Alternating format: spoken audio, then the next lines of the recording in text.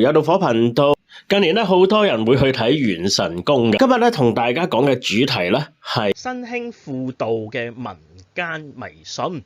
咁啊咩叫輔導咧？即係依附喺道教上邊啦。咁其實咧佢係一個新興嘅民間迷信嚟嘅，其實就同道教冇關係嘅，所以就叫做輔導嘅民間迷信啦。咁點輔導嘅民間迷信咧？呢個咧就係講緊咧一個咧新興嘅幫人咧，好似睇命理睇風水咁嘅，但係就唔係睇你條命，又唔係睇你風水，又唔係睇你長相，又唔係睇你嗰啲時辰八字，就係睇一樣咧好神奇嘅嘢，叫做元神宮啊！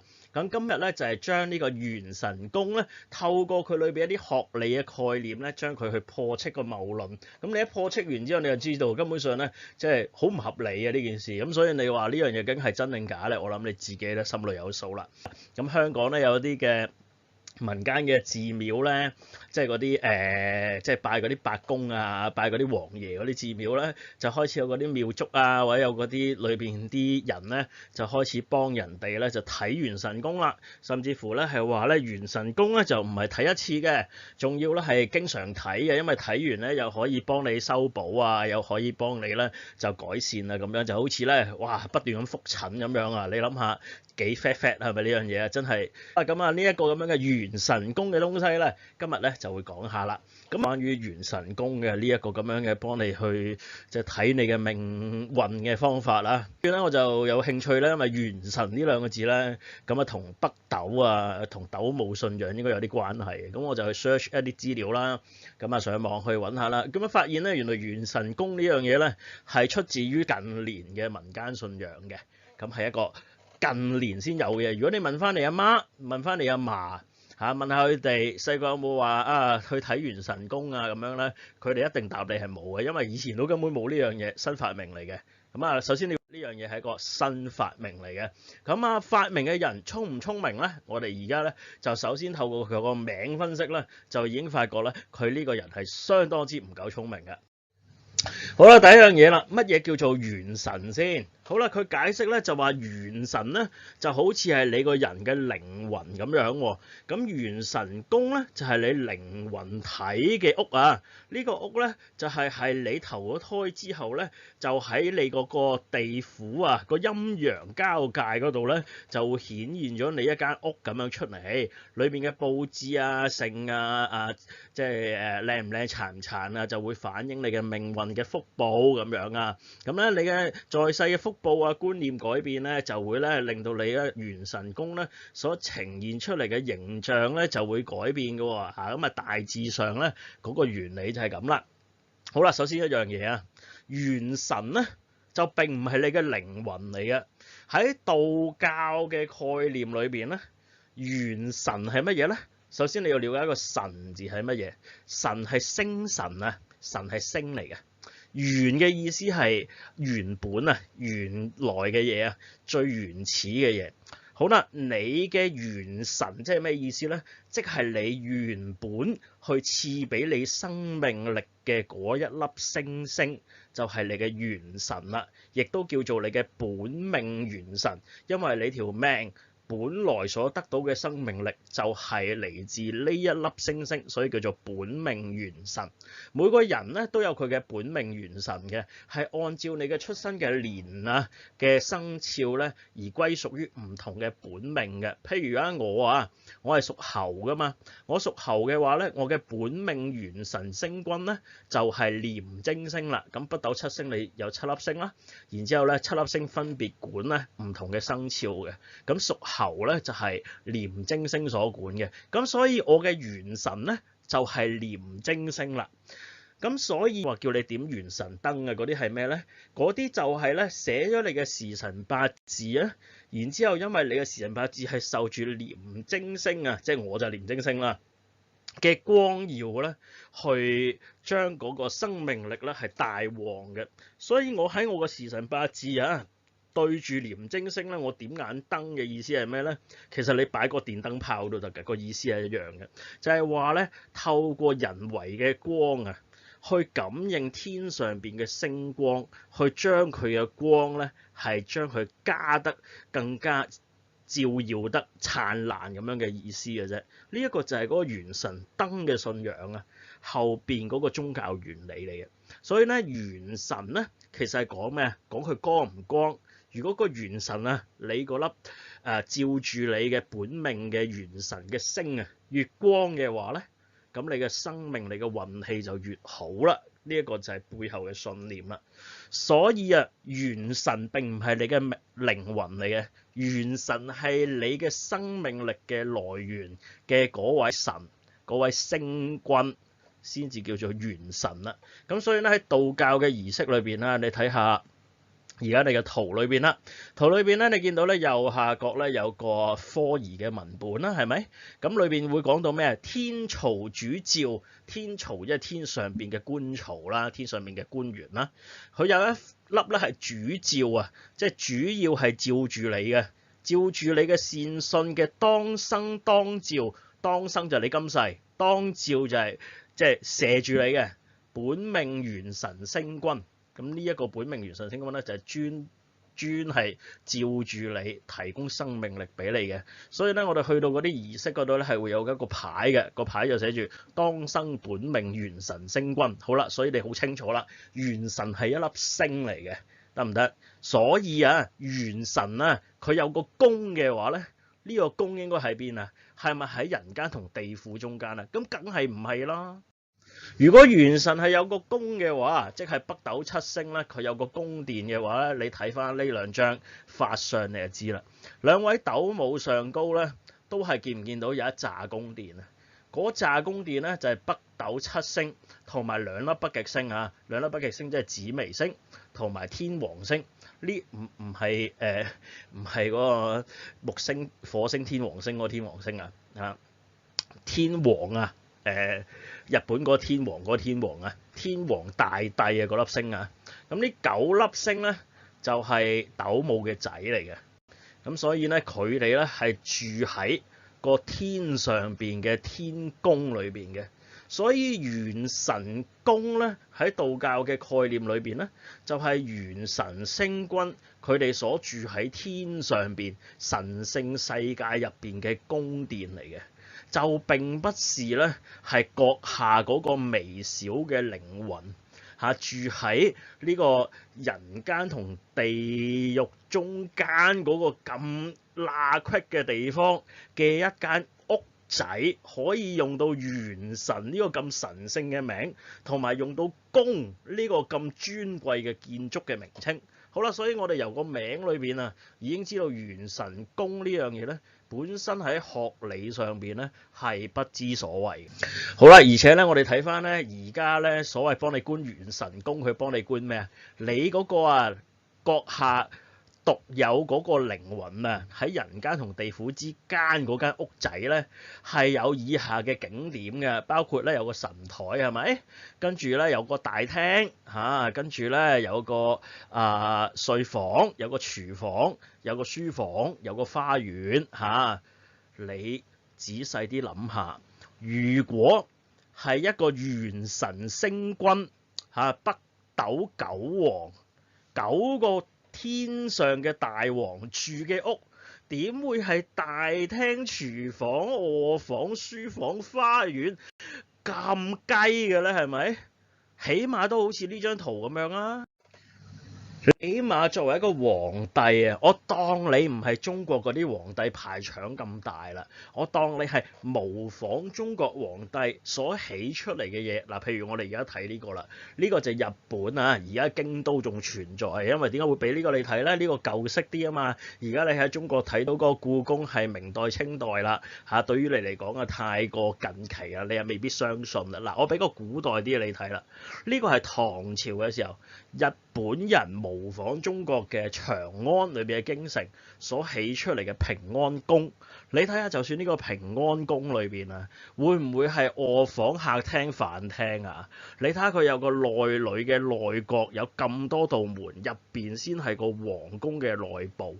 喺個皇宮嘅外部裏邊仲有啲咩？內膳司，人哋個廚房幾 Q 大啊！你見唔見到啊？隔離彩女丁係咩？佢哋啲宮女都有一大紮房住噶嘛，係嘛？前面就算木工內喉啊，喂人哋連裝修啊、打理個環境啊都有一啲咁樣嘅工人房喺度啦，係咪？你嗰個元神宮係嘛？下人嘅房又冇，工人嘅房又冇，係嘛？廚師嘅房又冇，仲有喎，車房有冇啊？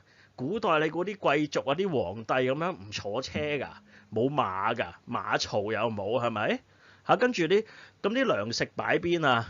係嘛？糧倉有冇啊？咁所以你話嗰個元神宮啊，而家幫你睇嗰個元神宮啊，幫你睇緊嗰個生活環境啊，根本上就係一個現代人佢哋幻想自己嗰個住喺一個層樓裏邊嘅一個單位裏邊嗰啲咁樣嘅格局嚟嘅啫嘛，係嘛？最多佢諗得即係叫偉大啲嘅加埋個花園俾你啫嘛，係嘛？當你係嗰啲house 咁樣啫嘛。但係絕對唔係一個古代嘅一個應有嘅皇帝啊，一個元神啊，一個九皇星君啊，佢哋所應該住嘅宮殿嘅格局咯，係嘛？你話，咁可能元神宮佢哋嗰個意念裏邊個元神唔係指嗰個星君啊嘛，唔係指嗰九皇，唔係指天帝啊嘛，佢哋個元神只係指我個人嘅靈魂啫嘛。咁呢個又好笑啦，因為喺中國嘅傳統文化裏邊咧，根本上就冇個人呢樣嘢嘅。你諗清楚古代嘅人係點樣住法？古代嘅人咧係成家一齊住嘅，係就算生咗仔都好啦，咪一房二房住埋一齊。你睇古裝片就知啊，點解成日都有大房、二房、三房、四房呢個同嗰個阿哥又唔啱啊，嗰個阿嫂又同嗰個嫂唔啱，因為佢哋住埋喺同一個大院裏邊啊嘛。只要你係一個貴族或者一個有錢佬都好，你係住喺一間大院裏邊噶嘛。呢個大院裏邊點會有閣下嘅個人嘅元神可以住一間屋咁搞笑㗎啦？係咪先？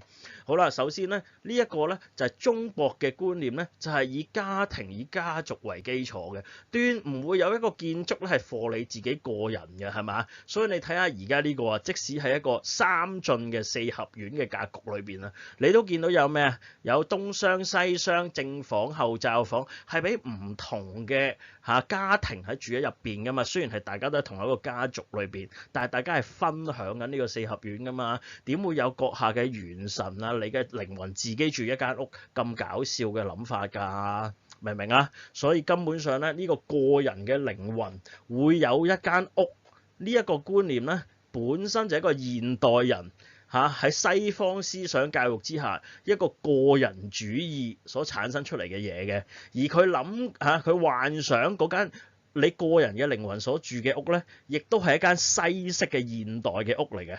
係嘛？所以佢係點啊？所以佢係有廚房、有客廳、有睡房、有書房，最多有張神台係咪？再加埋個花園咁樣你有冇諗過？如果係個皇帝嘅話，應該好似頭先嗰張圖咁樣係咪？宮女有一間房，廚師有一間房，木工工人又有一間房，呢個起碼啦。如果係一個貴族嘅有錢人嘅話，應該成個家族住埋一齊啊，有正房、有東廂、有西廂啊，係嘛？係幾家人幾房人住埋一齊啊？如果你話唔係嘅，我元神宮咧，佢其實咧古代係俾啲農民睇嘅，係啲即係哎呀冇錢住啊！喂，我就算係一個農民都好啊，你作為一個農民你都應該有間柴房啩，係嘛？你有間柴房啦，有糧倉啦，有養豬嘅豬欄啦，係嘛？你門口應該有農田啦，係嘛？你會有個祖先嘅祭祀嘅牌位嘅地方啦，呢啲都係好基本嘅嘢喎，係嘛？茅廁反而未必有喎，點解啊？古代農村未必有茅廁㗎喎，係嘛？可能喺出邊田嗰度就搞掂㗎咯喎，或者水池附近就搞掂㗎咯喎，係嘛？廚房都未必有㗎，廚房可能喺露天嘅地方就開個灶就咁整㗎咋所以而家嗰個所謂元神宮咧，真係荒謬得不得了啊！學理上錯得不得之了。第一，元神喺天嘅 ，OK 係神嚟嘅，就唔係喺地嘅同人間嘅中間嘅。元神宮如果佢作為一間宮嚟講咧，宮係俾皇帝住噶嘛，俾神住噶嘛。佢嘅格局有乜可能係書房、廚房啊、客廳啊諸如此類嘅嘢咧？呢個亦都係謬誤嘅地方嚟嘅。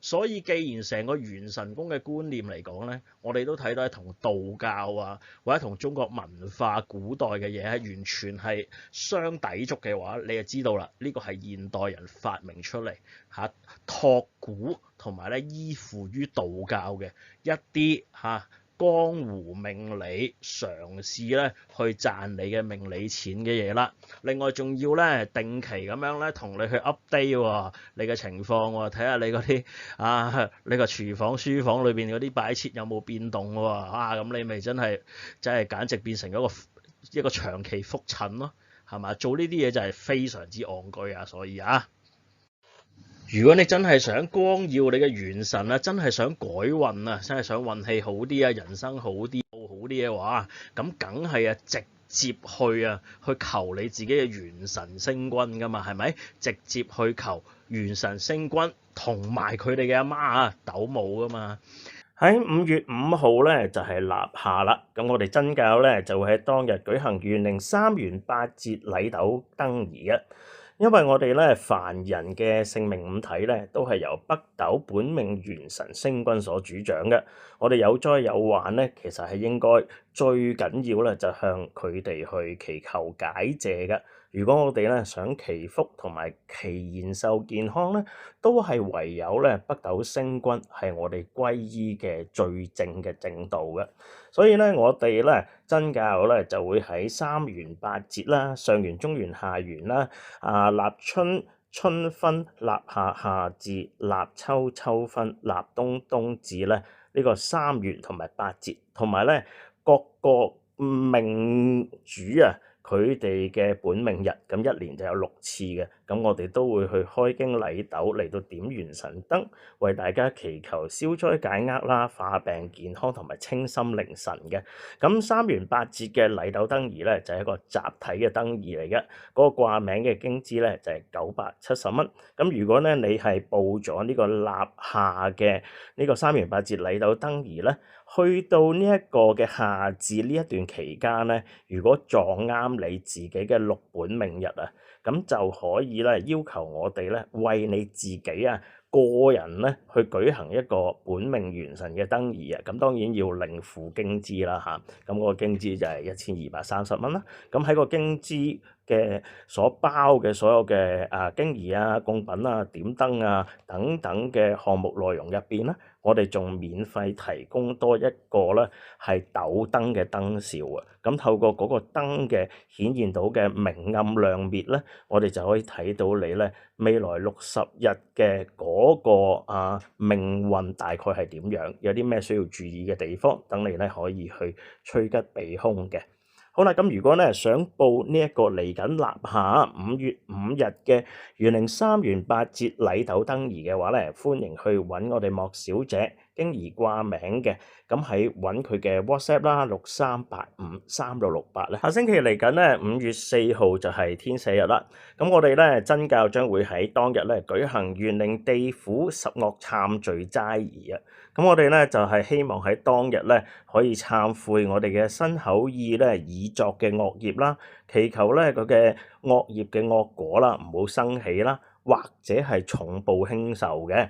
咁我哋參加呢個經儀咧，可以選擇3個辦法嘅喎。第一個咧就係單純咧喺表文上面掛名。